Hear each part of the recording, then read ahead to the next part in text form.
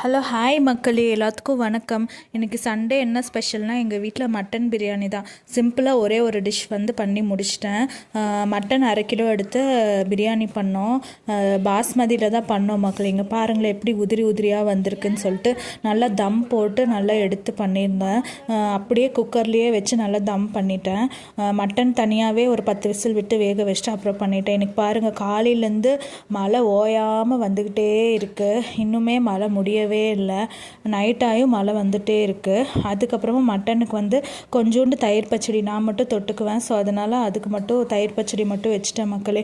நல்லா மட்டன் பீசஸ்லாம் நிறைய பீசஸ் வந்துச்சு.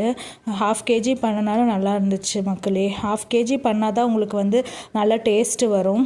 அந்த பச்சை மிளகா உள்ளே போட்டால் அதுவும் ஒரு டேஸ்ட்டாக இருக்கும். நல்லா தயிர் பச்சடி, நல்லா வெங்காயம், குக்கும்பர் இருந்தால் கூட போட்டுக்கலாம், இல்லாதனால தான் போடலை. அதுக்கப்புறமா நைட்டு பார்த்திங்கன்னா சரியான மழை எங்கள் ஏரியாவில். இங்கே பார்த்திங்கன்னா எங்கள் இதில் தண்ணி ரோடு போடாதனால தண்ணி அங்கங்கே அப்படியே தேங்கி நின்றுக்குது.